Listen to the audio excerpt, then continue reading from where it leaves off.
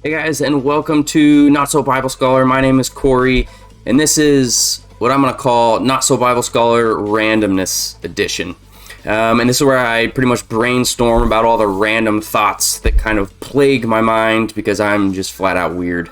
But this first episode is going to be kind of a doozy. I'll probably anger someone at some point if more than 12 people ever watch any of these videos. But by the way, I'm making a killing off these videos, so keep it up. I may just quit my day job. So before we get into this episode, it requires a little bit of background information, right? And remember, this is just randomness.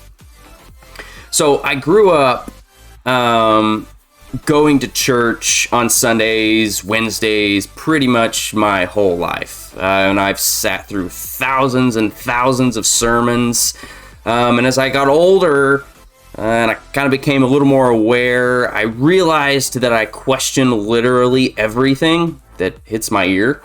And I don't know how in the world my parents put up with me, honestly. They probably should have beat me more. But I eventually came up and just internally, naturally, with a process that I kind of followed throughout the years. And it kind of morphed a little bit and changed as I got older. But it actually kind of involved two things. Number one, whenever I was listening to a sermon, I would try to find relevance in the text, right, or the sermon, for ways that the text could kind of change me, because I just wanted to be better. That's what a Christian does. I just wanted to be better. That's what you were supposed to do, right? So I kind of had this like internal process where I would listen for things that were relevant for myself, and it would require some meditation and some just some thought into what the text is actually saying. But the second thing was I would actually judge the sermon off of kind of a set of criteria, and that criteria changed throughout the years. That criteria actually involved two different things. The first thing was, is the sermon faithful to the overarching narrative of the Bible? So I would judge this sermon off of kind of that statement, right? And so when I say the overarching narrative of the Bible, I'm talking about the Bible at its most basic is literature, right? And it's communicating with us through written text. It's literature, and I think it's a narrative that is telling us a story about how God has worked within history, right? It is telling us that story, and that story, its climax is the person of Jesus, right? If you've ever seen or listened to the Bible Project, they have an amazing video. Well, pretty much everything from the Bible Project is amazing, but they have an amazing video about what the story of the Bible is. Just go watch it, look it up, Google, Bing, DuckDuckGo, whatever you want. But is the sermon faithful to the overarching story of the Bible? The second criteria is the sermon faithful to the original context of the text itself?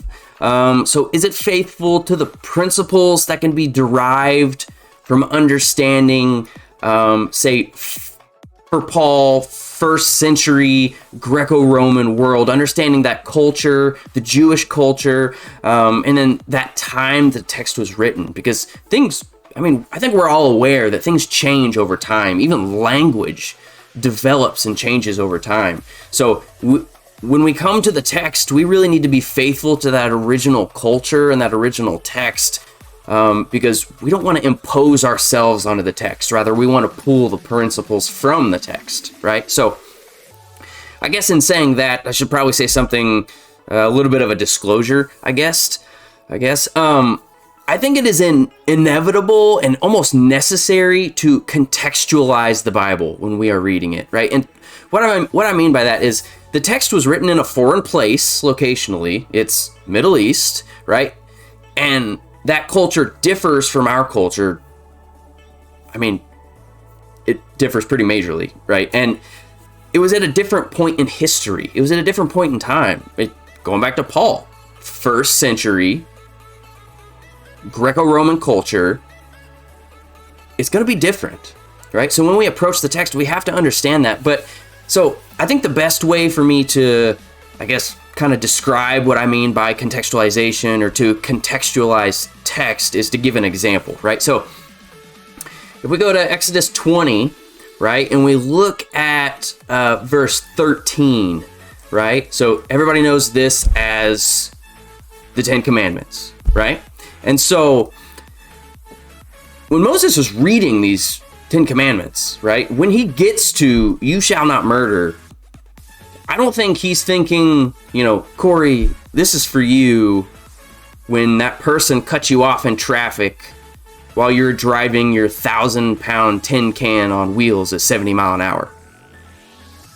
Right? So what we have to do is we have to take that text and we have to almost bring it forward and make it relevant. We understand the basic principle, right? You shall not murder.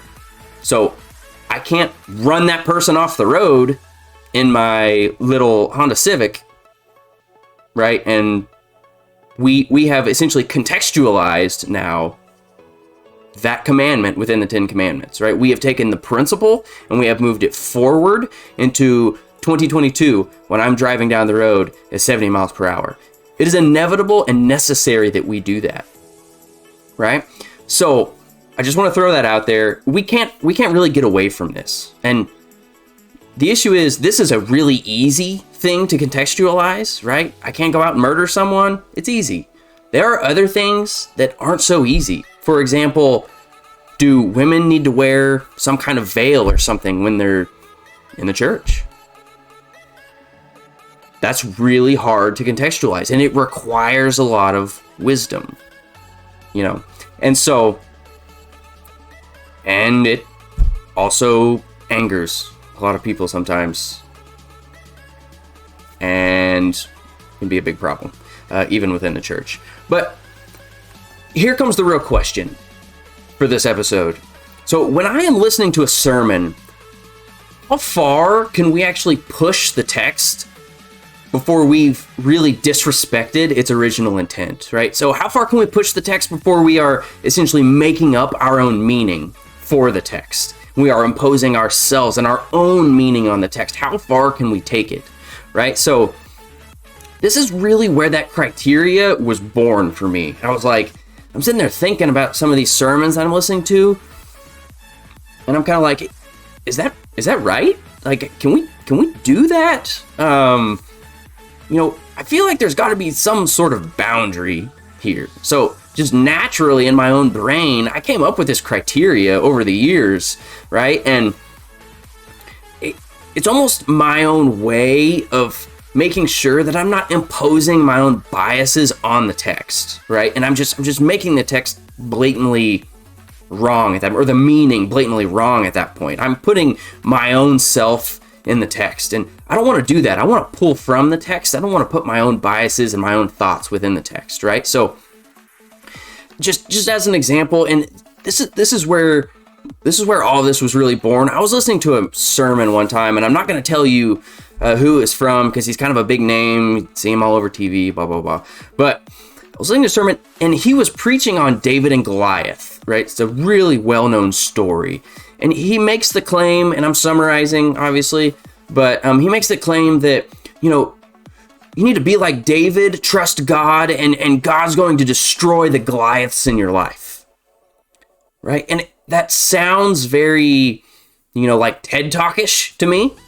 It's just my opinion. And that really got to me thinking. I was like, is that really what the text is actually saying? Is that what I'm supposed to draw from this text? Is that God wants to come in and destroy the Goliaths, or maybe the trauma or the struggles in my life, right? And I'm thinking, yeah, I think the principle is there. Like, obviously God wants to help. He's involved in my life, like through the Spirit, but is that really what the story of David and Goliath is about, right? Is it really about, God wanting to come in and, kill my struggles or destroy my struggles and help me along the way? And I'm going, the principle's there. I don't think it's the right text. And this is the reason why. This is that criteria that's in my head. I don't think that sermon was faithful to the overarching narrative of the Bible, right? There is a flow to this narrative. And the purpose of the narrative, of this overarching narrative, is God is at center stage in that narrative, right? He is the focus, right? And it's God working within humankind, right? He is putting himself in humankind and he is acting within history, right? I think that should really be the focus. That's the point of that narrative. And that narrative, like I said earlier, its climax is the person of Jesus, right? It's God incarnate. And again, God is acting within history in real time, right? He has put himself on the earth as truly human, truly divine, and he is working within humanity. That's the purpose. So what's the relevance of the David story to that overarching story? Well, it's God establishing a king, right? And a mediator and a ruler for his people, right? It's kind of like this redeeming figure, right? As this good example for his people. He's establishing a king. And so the New Testament actually picks up on this, right? And, you know, the person of Jesus, right? He is a descendant of David. That means he is royalty for God's people. The story of David is kind of almost like a foreshadowing of a kingly figure that's going to be the king of the entire world, of the entire earth. Like, that's really the point of the story. It's setting up and it's pointing towards the person of Jesus. And like I said earlier, multiple times, it's God working within humanity. That's the relevance of the story. So when we put ourselves in the place of David, right?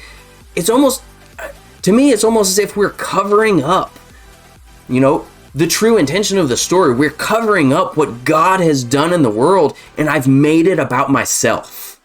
I've made the story about myself and what God is going to do for me. There's a lot of me in those statements, right? And I don't think that's faithful to the overarching story. Right? That's not faithful to the text. That's not the point. Right? God is the point. And like I said earlier, it's inevitable that we have to contextualize the text a little bit to kind of make it relevant. But I think at this point, we are outside the boundaries of what I would consider faithful to the text, right? And as a Christ follower, you know, Jews are obviously going to think differently, right? They're going to have a different interpretation of this. But as a Christ follower, you know, I am kind of reading the Old Testament, you know, through the lenses of what Christ has done, right? And Christ is kind of like the continuation of the story. It's the climax of the story of the Old Testament. As a Christ follower, that's what I believe. So again, I think this text stretches just a little bit. And I've thought about this more times than I can count. The Bible is not about me. It is not about us. It is about God and what he has done within history for us. And it's at that point, what God has done for us, that it is relevant to us. But it has to be faithful to the overarching story. Right? So hopefully you're not just flaming mad right now. But if you are, I heard a really interesting fact that will make your day. Apparently, it is a scientific fact that you can fit 2 full-grown raccoons in your butt. So if you're mad, just think of that. I guarantee it will make your day much, much better. So I hope to see you next time for another episode of me rambling on about just absolute randomness.